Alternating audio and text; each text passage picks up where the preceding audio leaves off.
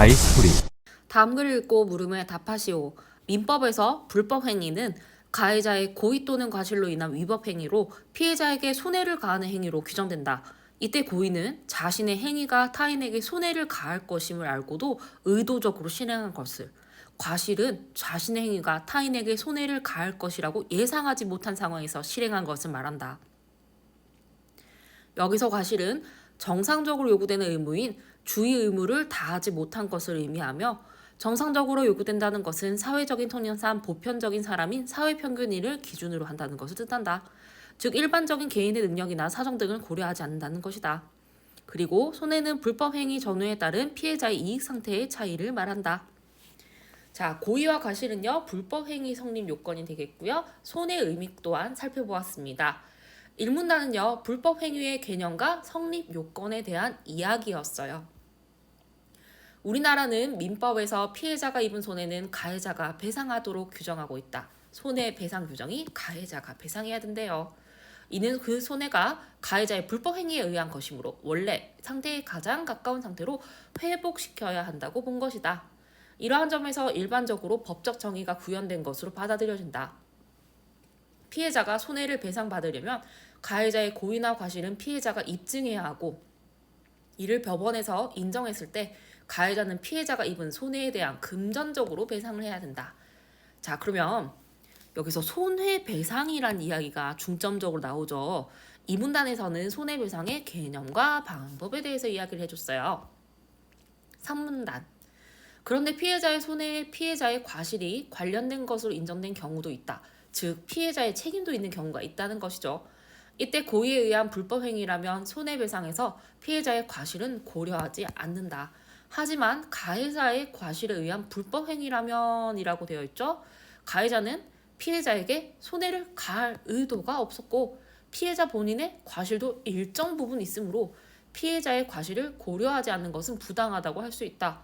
가해자가 자신의 과실이 아닌 부분에 대한 책임을 지기 때문이다. 이러한 시각에서는 피해자의 손해를 원래 상태에 가장 가까운 상태로 회복하는 것만이 아니라 가해자와 피해자 각각의 과실에 따른 책임을 고려해 손해에 대한 부담을 배분하는 것까지 법적 정의를 구현한 것으로 본다. 이것을 바로 배분적 정의라고 본다.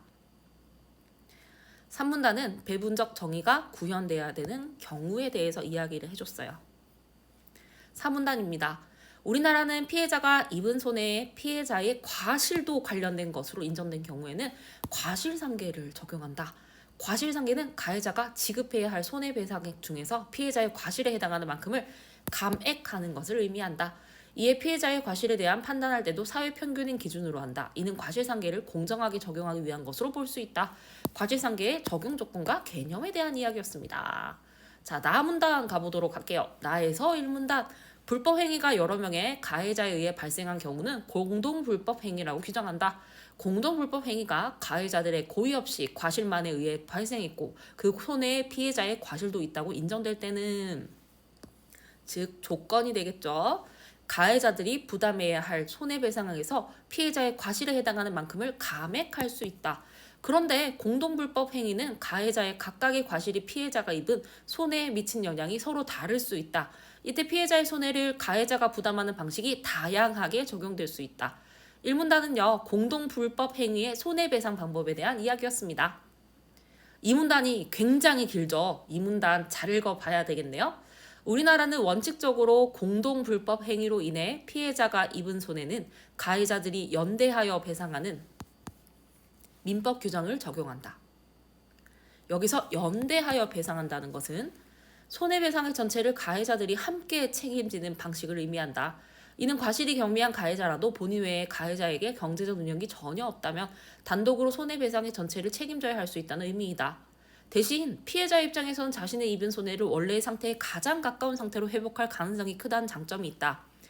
이 방식에 따르면 손해배상액은 가해자 각각이 피해자가 입은 손해에 영향을 미친 정도에 관계없이 가해자들이 공동으로 책임진다.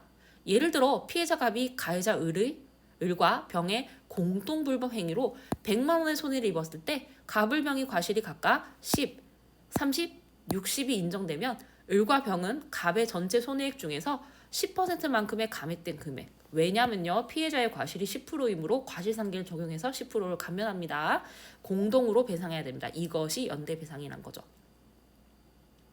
이때 법원에서는 과실의 비율만 판단하고 각자가 실제 배상할 금액을 지정해 주진 않기 때문에 을과 병은 법원이 판단한 과실의 비율을 기준으로 삼아 각자가 배상할 금액을 합의하여 정하게 된다. 만약 병이 파산 등의 이유로 경제적 능력이 전혀 없다면 을이 연대 책임제라는 이유로 90만 원을 모두 배상할 수도 있다. 연대 배상의 단점이 나와 있네요. 자, 이 문단은 연대 배상이라는 개념과 장단점에 대한 이야기가 나와 있었어요. 3문단입니다. 하지만 손해배상액에 대한 책임을 연대하는 방식을 적용하는 것이 적절하지 않은 경우도 있을 수 있다. 독립적으로 일어난 여러 불법 행위가 우연한 이유로 하나의 손해를 일으켜 공동 불법 행위가 되는 때도 있는데 과실이 가장 적은 사람인데도 손해배상액을 전액을 배상하게 된다면 특히 부당하다고 여겨질 수 있기 때문이다. 우리나라는 자신이 부담해야 할 손해배상액보다 더 많은 금액을 실제로 배상한 경우 초과 부담한 만큼의 금액을 다른 가해자들에게 청구할 수 있는 권리를 인정하고 있다. 하지만 청구를 받은 가해자가 경제적 능력이 전혀 없으면 청구한 금액을 돌려받기 어려울 수가 있다. 자, 그러면 연두색은요, 연대배상이 적용될 수 없는 경우고요. 이 연대배상이 공정하지 않은 경우도 있다고 합니다. 그래서 3문단에서는요, 연대배상이 적절하지 않은 경우에 대해서 이야기를 해주었어요. 3문단입니다. 이를 고려해 판례에서는 예외적으로 연대배상이 아닌 가해자가 자신의 과실만큼만 개별적으로 배상하게 하는 방식을 취하기도 한다. 이 방식은 가해자들 사이에 공모행위가 없다는 것을 전제로 손해배상액이 거액이고 가해자 각각의 과실이 손해에 끼친 영향의 차이를 비교적 명확하게 비교할 수 있는 경우에 법원의 판단으로 적용될 수 있다. 이 방식에 따르면 법원이 피해자의 과실과 가해자 각각의 과실을 개별적으로 비교해 가해자가 실제 배상할 금액을 지정한다. 예를 들어 법원이 피해자와 가해자 1의 과실 비율을 1대1, 피해자와 가해자 2의 과실 비율을 1대3이라고 판단해 가해자 1, 2 각각의 실제 배상 금액을 지정할 수 있는 것이다. 이 방식에 따를 경우 피해자 입장에서는 가해자 각각에게 손해배상을 청구해야 한다는 어려움이 존재한다. 즉, 개별 배상의 단점은요, 피해자의 손해배상 청구에 어려움을 가진다는 것입니다. 하지만 장점도 있겠죠. 하지만 자신의 과실에 대한 책임만 부담한다면 된다는 점에서 이것이 가해자에게는 정당한 방식이라고 여겨질 수도 있습니다. 장점에 대해서도 이야기했습니다. 3문단은 개별 배상의 적용 조건과 장단점에 대한 이야기였습니다. 첫 번째 문제는요, 서술상 특징 파악하기네요. 1번부터 4번까지는요, 내용 자체가 없는 것이었고요. 5번 한번 살펴보도록 하겠습니다. 가와 나는 모두 불법 행위와 관련된 법률 규정을 밝히고 그 규정이 적용되는 양상을 다루고 있다. 정답은 바로 5번이었습니다. 5번을 살펴보면 되겠습니다. 사실적 정보 이해하기 내용 일치 문제가 되겠는데요. 이런 문제는요, 어디에 내용이 있는지 찾아가서 보는 걸 가장 추천드려요.